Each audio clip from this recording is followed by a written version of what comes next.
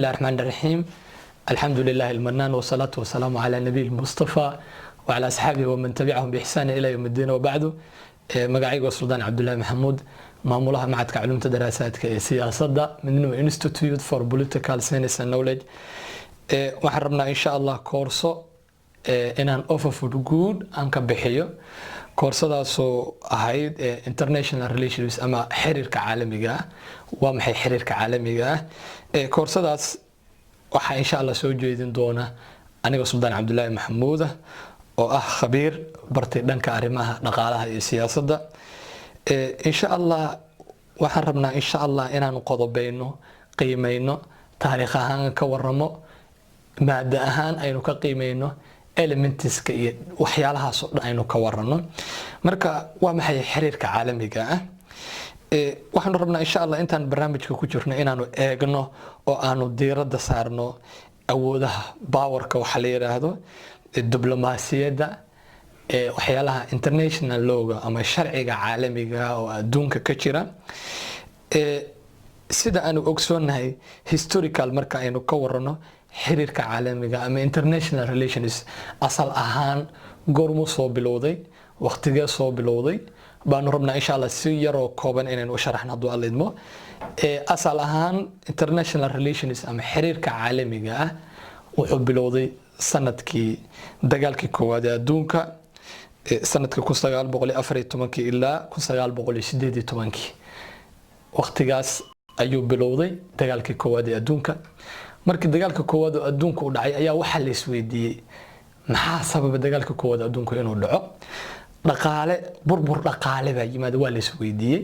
maxaa burbur dhaqaale oo inta la ekeenay maxaa sababay dagaalka oo millions thousands qof ay ku dhinto people maxaa sababay maxaa keenay dagaalkaas adduunka inuu dhaco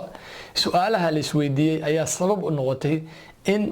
xiriirka caalamiga ama international relations oo halka ka aasaasmay oo halka dhidibada loogu taagay marka waxaan rabnaa si guud inaan u fiirino definition ah waa maxay xiriirka caalamiga ah waa isdhexgal wadareed u dhaxeeya bulsho laba wadan ah hadaanu si kooban u sharaxno Soomaalihan ugu sharaxno waa isdhexgal wadareed u dhaxeeya bulsho laba wadan ah hadii aynu fiirino dhanka bulshada caalamka oo kale waxa ku jiri kara qaramo waxa ku jiri kara qaarado waxa ku jiri kara NGO-yo iyaga laftigooda marka aynu fiirino waxay noqonayaan waa isdhexgal wadareed u dhaxeeya bulshada caalamka oo dhan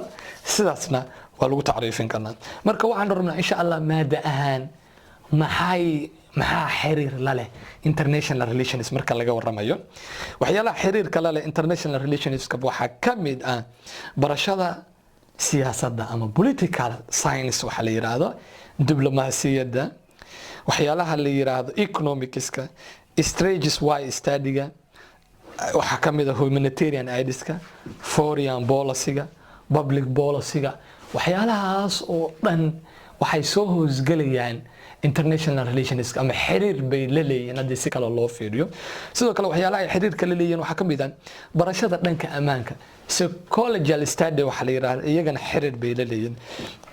marka waxaan rabnaa insha Allah maada ahaan muxuu yahay international relations wax la yiraahdo hadii aanu ka hadalno international relations ku laba qodob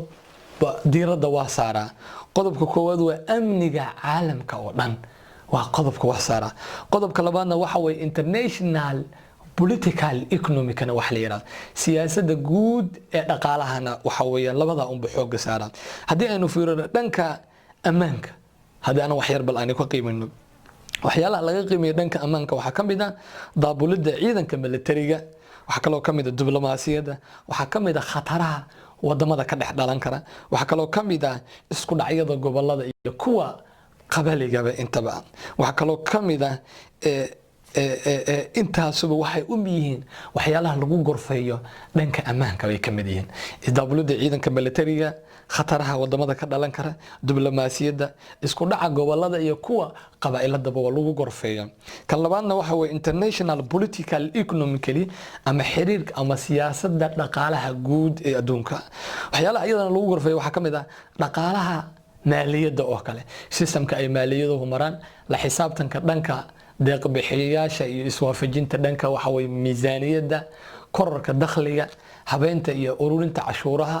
qiimeynta iyo waxa weeye forecasting analyzingka revenue-ga dawladda soo galaya iyo kharashka ka baxaya isu dheelitiraanta dhanka waxa weeyaan dhaqaalaha waxyaalahaas oo dhan aad iyo aad baa loogu qiimeeyaa sidoo kale maada ahaan haddii aynu ka warano laba dawladood cilaaqaadkooda marka laga hormariyo international relations waa waxa uu yahay very aad u muhiim marka haddii aynu inta ka soo gudubno waa maxay power muxuu yahay waa inaan isweydiina haddaanu si kale u dhigno waa maxay power waxa weeye waxa ay doonayso in ay bi ku qasabto iyadoo aan la diidi karin that is means the power waka tusaale ahaan hadda u soo qaato waxaan anigu doonayo haddii aad adigu aadan diidi karin that means the power way la mid tahay sidoo kale powerku wuxuu qaybsamaa laba qaybood buu u qaybsamaa qayb waxa la yiraahdaa hard power qaybna waxa la yiraahdaa soft power qaybta hard powerku waa awood ku imaanaysa ciqaab abaalmarin uu qofku sameeyo ama dawladda ay sameeyso ama nidaam uu markaa jiray ama dawladda ay sameeyso dabadeedna that means lagu abaalmarinayo that is the power lagu sheegto way soft power waxa ka mid ah in lagu soo maro arrimaha dhaqaalaha arrimaha wadanka arrimaha socialka arrimaha waxbarashada iyadana waxa la yiraahdaa that is soft power baa la yiraahdaa sidoo kale marka aynu ka hadlayno elementiska the power ka markii la qiimeynayo wadankaas power buu leeyahay wadankaas inta waa maqashaa fita power ba maqashaa shanta golaha fita powerka power marka la rabo in laga qiimeeyo waxa laga qiimeeyaa shanta qayboodba waxa kamid ah military capability in ciidanka military capability la qiimeeyo ciidanka saanadooda in la qiimeeyo ciidanka waxa weeyaan waxbarashadooda in la qiimeeyo ciidanka waxa weeyaan tayadooda in la fiiriyo ciidanka hubka ay saanad ahaan u adeegsanayaan in la fiiriyo